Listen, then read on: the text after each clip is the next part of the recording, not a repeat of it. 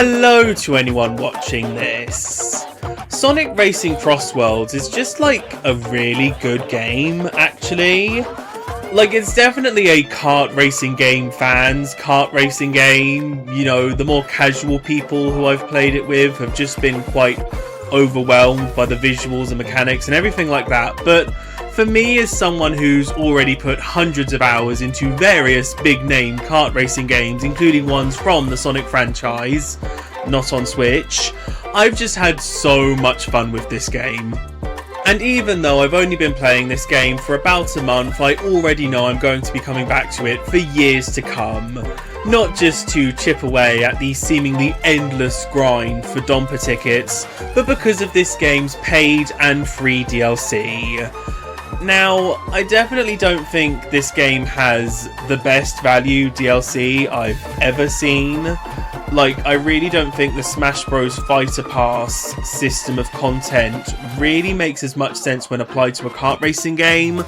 But still, you know, just having one more track provides a good 20 odd extra combinations when you chuck in all the different Crossworlds you can race on, and using that track as a Crossworld and everything like that. So it doesn't feel like we're only getting one track at a time, even though we absolutely are. But still, I just appreciate getting any more content in general. You know, I do feel as if I'm getting my money's worth with this season pass, just by the amount of hours I'm spending coming back to the game every so often, and with the developers being optimistic about this game's future beyond Q3 2026, today I just wanted to give a prediction-y, wishlisty type of thing for what this game's second year of extra content could possibly look like if you vaguely follow the same guidelines as this first season pass and set of free DLC is following. This is going to make a lot more sense as I start going through it. And I obviously want to make it clear before I go any further that I would appreciate if any additional season passes could be just a bit cheaper, better value for money, all of that. You know, I don't want to just seem like I'm enabling the developers to try and get away with whatever they want. I just really love guessing at what could be coming next for games, you know, seeing what the future could hold, just so that I can look back and laugh at how right and or wrong I am. So I just want to sort of lay out what I think could potentially be next, / what I want to see next. Like, there are probably way more plausible things that could be coming that I'm not talking about here, but still, this is just based on my perspective of Sega and all of the companies it's seemingly affiliating with for this game. And I'd also like to state that at time of recording, we are still only on Update 1, so we know what all 6 packs are based on, but we haven't seen any of the content past Pack 4, and in terms of the free DLC, we haven't officially seen past Ichiban, but we have, of course, seen Knights on the back of the box, which, like, I'm quite tired of people complaining that we haven't seen anything about Knights yet. Like, he's probably just going to drop alongside Update 2. Just be a bit patient. It's going to be out around December time, hopefully. The main reason that I wanted to clarify this is because some of my ideas for this second season pass kind of bank on this first round of DLC containing some specific characters, but you know, it's not ones that require too great of a leap in logic. Like, just from the first free characters, we can tell that they're picking from current, ongoing Sega franchises. I'm not gonna even try and guess what the last 9 free characters are going to be.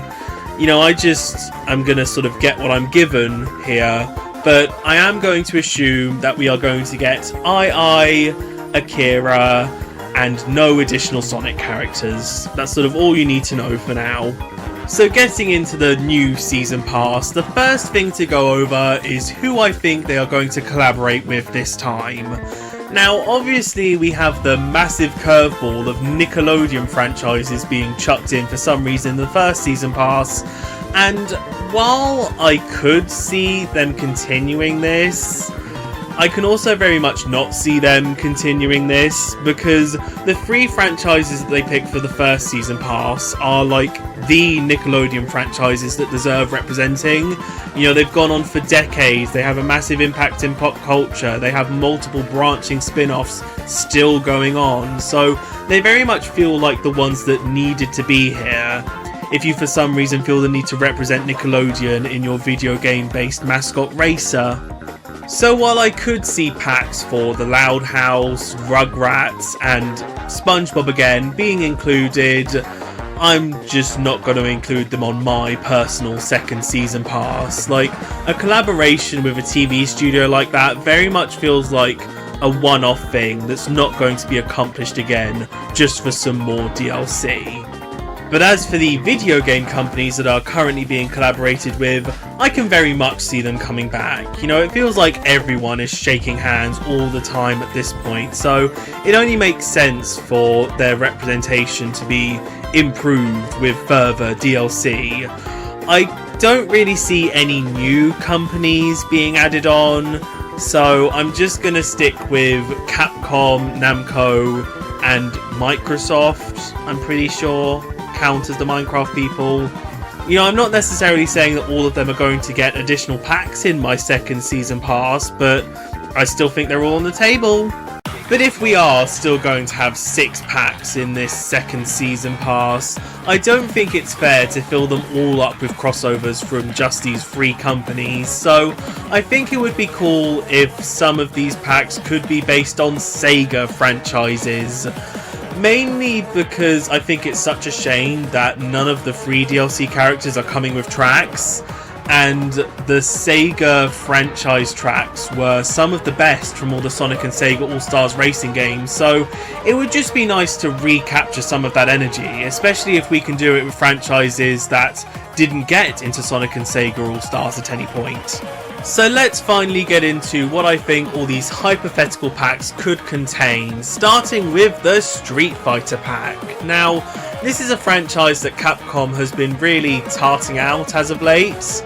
Like, when I brought my copy of Street Fighter 6, I really didn't expect several months later to be tapping in codes to redeem McDonald-themed costumes, but still, I definitely think it's a series worth giving all this exposure to, and if there's already characters from other fighting game franchises like Akira in the game, I think Street Fighter would fit in perfectly. It is just a bit of a shame that when you think about what would reasonably appear in a pack like this, you do end up having to go with quite basic picks. Like, this doesn't feel like a pack that would get more than 2 characters, so Ryu and Chun-Li just make the most sense to chuck in, even though I would love for Luke to appear as well.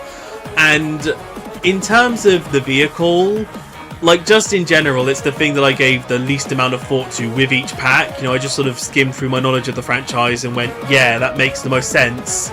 And, you know, the truck that appears in arcade mode just fits that description perfectly for me. It's the most prominent vehicle in Street Fighter. Now, as for the track, that's very much something that I do need to put quite a bit of thought into, because you'll obviously have its lap 1 and lap 3 variants. And while there are plenty of cool stages in Street Fighter 6, most of them are obviously just a straight bit of path that you could create a fun course around, but you know, Metro City already has a road layout, so I think that just makes the most sense to go for. You know, lap 1 could be set at daytime and just take you for a basic route through the square and up to the Mike Haggard Memorial Stadium, while the final lap could turn to night and have some of the boxhead gangs block the road and force you to go through Chinatown and the factory and some wackier settings. You know, when I run through that in my mind, it just makes the most sense, and that's really what you want to feel when you're making just a random prediction like this. On to the second pack, I went for Monkey Ball here. Mainly because the Monkey Ball stages were my absolute favourite in the All-Star games, so any opportunity to get another track based on that franchise I am absolutely taking. Plus the fact that I think out of all the Sega franchises that are going to obviously get representation throughout the free DLC, Monkey Ball just feels like the one that deserves extra characters the most. Now, as you can see, I have only included Mimi and Gongon, and like I said, that's because I'm assuming that Ai is going to be a free DLC character, so this is just going to bolster up the representation in that regard. In terms of the vehicle, I just went really simple and safe with the kart Mimi used in All Stars Racing Transformed, and for the track, I can't really say anything about what the layout could look like. You know, I just hope it's sort of a more bombastic version of the track layouts we got from the All-Star game, especially given what the rest of the tracks in Crossworlds are like. But as for what general theme I'd like them to use, I went for Sky High. It definitely feels like the one that's most distinct compared to what's already in Crossworlds. So on to the third pack, I went for Katamari Damacy, which, even if this franchise hadn't just gotten a new game with Once Upon a Katamari, I do still think I would have wanted to pick this series anyway. Partly because the Prince has already appeared alongside Pac-Man in multiple racing games, so him being chucked in here would feel like a cute reference to that. Alongside, just in general, to me at least, feeling like a good round out of the Namco representation in this game. For the characters here, I went for the Prince, with costumes based on cousins Dip, Ichigo and Jungle, similar to how all four ghosts are appearing as costumes in the Pac-Man pack, as well as, of course, the King of all Cosmos, who would potentially become my main in Crossworlds if he was included. Like, how can you not see him as just one of the coolest people ever? For the vehicle, I just think a piece of extreme gear based on a Katamari would be quite cool. Like, obviously I don't think you'll be able to ride around on the sphere itself. Like, that would just cause problems with the vehicle customization, among several other presumable problems. But I think just sort of a board with all the iconic Katamari bumps would be all you really need here. And for the track, you know, obviously any Katamari track in Crossworlds would be quite easy to conceptualise. You know, lap 1 you just drive through the basic area, and then lap 3 you drive through it again, but the Katamari's come through and destroyed half of it, changing the routes and all that. So all I really did here was go through all the locations in Once Upon a Katamari and pick out the one that I thought would be coolest to base the track around, so I went for Ancient Greece. On to pack 4, which is quite appropriately the Persona 4 Revival pack. Now obviously with Joker already being in Crossworlds, you think the most obvious next step would be to have a Persona 5 themed pack with, you know, Skull, Crow, the Morgana bus, Shido's Palace as a track, all that. But, you know, with Persona 4 Revival presumably coming out around 2026 or early 2027, it just feels like the most inevitable that if they were going to advertise anything Persona, it would be 4 Revival, and I'm certainly not against that. I absolutely adore Persona 4 and would love for it to get more attention. For the characters, I went with what I at least consider the 4 most iconic members of the game's party: Yu, Yukiko, Kanji and Rize. I can certainly see people arguing that Chie should be in instead of Yukiko, but you know, I'm not arguing that, so I went with her. 4 characters does obviously seem like a lot, but I can see this being a similar situation to the Teenage Mutant Ninja Turtle pack and its currently mysterious 4 characters, which, you know, are probably just going to be the 4 turtles with similar characteristics and animations that mean you can afford to do all 4 of them. You know, it just feels like they're going to be able to do the same here. For the vehicle, I just went for extreme gear based on the scooters that everyone gets to ride about on. You know, obviously you aren't going to be able to sit on it or hold on to the handles, but if you just sort of shrink it down vertically while still making it obvious that it's based on a scooter, you know, I think that's all you really need here. And for the track, I did have to go with Inaba. You know, first lap can be a sunny day, going past your house and through the shopping district and maybe through the shrine. But then the third lap, the fog from the second semester can set in, you know, with shadows forcing you to go down different paths through Junes and hopefully the school. I'd really love to drive through the school. You know, I just think that first and third lap distinction is what made me choose Inaba over any of the game's dungeons, because none of them really change up in the same way. On to the fifth and final third party pack, I went for Monster Hunter. Yeah, I just couldn't really think of any other Microsoft franchises that made sense to chuck in here. Like, maybe possibly Halo, but I just don't feel like Master Chief would settle in quite as well as some of the other realistically proportioned humans, so I just think Monster Hunter makes sense as another Capcom franchise to throw in. You know, it's another one that has a lot of deals with other franchises, so why not Sonic as well? For the characters, I went with kind of the same energy as the Minecraft pack, with the male and female hunters, which can hopefully have extremely distinctive armor from one another so they can properly feel like different characters, and then the feline as the cute mascotty type character. For the vehicle, I went for a cart based on a sacred, which, you know, as the most prominent vehicle type thing currently used in Monster Hunter, it just makes the most sense to turn into a car. And for the track, I just went for the Forbidden Lands, which is a seemingly simple choice, but, you know, with all of its different biomes, you know, maybe you could go through multiple in one lap, or have one biome in one lap and one in the final lap. And, you know, it'll just have quite a nice sort of plainsy vibe to it, until monsters hopefully come in to create a massive hazard. But moving on to the sixth and final pack, I went for one based on Yakuza 3 Dark Ties. You know, another quite obvious, timely, tie-in, promotional sort of pack. But for me, it feels like an extra obvious choice to go for, because even as someone who hasn't really played any Yakuza Like a Dragon games, when I think of that series, I think of Kazuma Kiryu.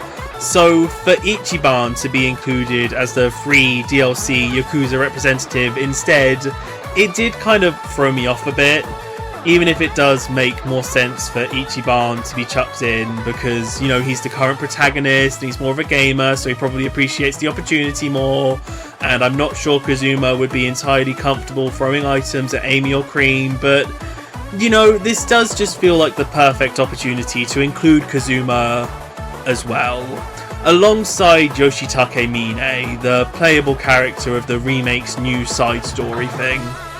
For the vehicle, I went for Kazuma's taxi from his side story in Yakuza 5, which could obviously clash ever so slightly if VD Joe gets in with one of his taxis, but, you know, that's more of an American taxi and this is a Japanese taxi. They're quite distinct when you look at them side by side.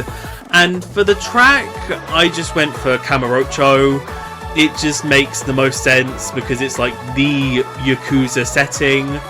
It's the one that I can struggle the most thinking about how it could be distinct between its first and third lap, but, you know, as we saw with Crossworlds base game tracks, they don't always need to radically change. They can just sort of have a bit of a vibe shift or just a slightly different routing.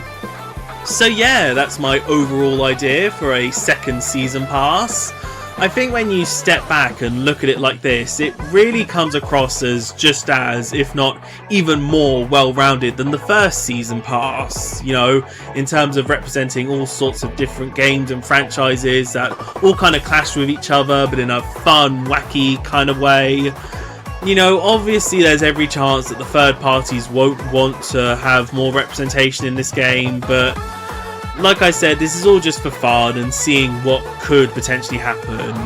You know, if we do have to have 6 different pure Sega themed packs, I think it could turn out just as fun, but I just think going for the third parties is still perfectly viable at this point, and I think came out with an even better looking pass. But we're of course not finished here quite yet, as I also want to go through what I think a second year's worth of free DLC could look like. Now, this first year, like I said, I'm presuming is only going to cover different non-Sonic Sega franchises, so I think it would only be fair if a second year's worth of free DLC could be purely extra Sonic representation. I'm not going to go on for long about why each of these characters deserve to be in the game because, you know, as Sonic characters, they deserve to be in the Sonic game more than every other crossover character combined. And I'm not even going to go into what vehicles each of them could have, because, you know, as long as it represents either them or their game, I'll be happy. Just the logic that I went for when selecting everyone here is that I just made sure that I could tie each character to a game that they've appeared in. You know, it's not necessarily the first one they appeared in, or even a game that you really associate them with. It's just sort of, you know, one character for one game. Mainly for the sake of the festivals, which I know is not the most popular feature of the game at the moment, but still, I think if every single DLC is going to get a festival tied to it, I think it would be cool if the ones based on these Sonic characters could be related to the game that I'm tying them to here, you know? I think it'll once again make more sense as I start talking about them, so let's get on with it. Going in game release order, first up for Sonic 1 is Classic Sonic. You know, might as well just rip the band-aid off straight away. You just know if any more Sonic characters are getting in this game, this little prickly guy is managing to sneak his way in, so why not just go for it? Next for Sonic Triple Trouble is Fang. A slightly odd pick on the face of it, but you know, he was featured in Sonic Drift, so this feels like a cute reference to that, if nothing else. Next for Knuckles Chaotix is Mighty, who at this point is probably more well known for his appearances in games in the past decade, but like I said, if we're going for one character per game, I think it just makes the most sense to chuck him in back here for now. Next for Sonic Adventure is Chaos, just a really cool villain pick. Next with Sonic Riders, I went with everyone's rider gear from that game. Like, just in general, I think all the base cast deserve way more costumes than just an AI racer, and this is one of the most obvious sets you can go for that I'm kind of surprised isn't in the base game given all of its references to the Riders series. Next for Sonic Unleashed, I went for Chip, who is mainly here because I just think it's not fair for the Werehog to be included and not Chip as well. Next with Sonic and the Black Knight, I went for everyone's Knight-based costumes from that game. You know, it wasn't really something I was considering when first conceptualizing all this, but I've just seen so many mods of all the Knight costumes at this point that I can't help but desperately want them now. Next for Sonic Colors, I went for Orbot. Naturally, he's pretty much one of the only characters from that game I could include. Next for Sonic Generations, I did go for Classic Tails. Probably not the most exciting or wanted pick, but for me it's kind of a similar situation to Baby Mario and Luigi from Mario Kart Double Dash, where, like, you know, you can't just include Classic Sonic, you sort of have to have another classic character alongside him to make it make sense. Next for Sonic Lost Worlds is Xena, who I went for mainly just because I feel like it's quite unfair to only have 2 out of the deadly 6 represented, you know. Better to have half of them in rather than just a third, and out of the 4 options I could have gone for in that regard, I just feel like it's the safest bet, popularity-wise, to go for the girly girl of the group. Next, for Sonic Boom, is Styx, generally agreed to be one of the few redeemable elements from that sub-series, and I've certainly always found her to be very endearing, especially as one of the guest characters in Mario and Sonic at the Rio 2016 Olympic Games, you know. It kind of felt like that was her peak, and she sort of disappeared from there, so, you know, this might be a good chance for her to have a bit of a resurgence.